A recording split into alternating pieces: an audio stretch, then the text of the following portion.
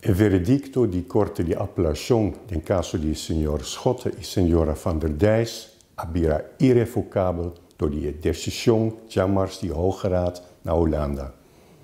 El castigo di prisión, sin embargo, pa qual não queda sentenciar, não por queda executar na momento não aqui ainda. Dus, na momento aqui, não por detener não ainda. Essa aqui, debina artículo 610 do Código de Procedimento Penal, que estipula que o OM tem que guardar 8 dias depois da decisão de Hoge Raad promete que por executar o castigo.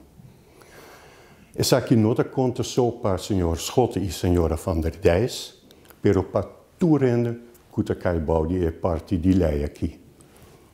Condenado por entregar uma petição para clemência na grefe de corte, se condenado que está em liberdade, ou assim chama vrije voeter, se petição para clemência dentro de uma período de 8 dias que Mr. Warda, e ora é a execução de castigo. Mr. Warda tem ora a tomar uma decisão riba a petição de clemência. Governador está decidido riba uma petição de clemência, depois que o governador a pedir consejo cerca corte e Ministério Público.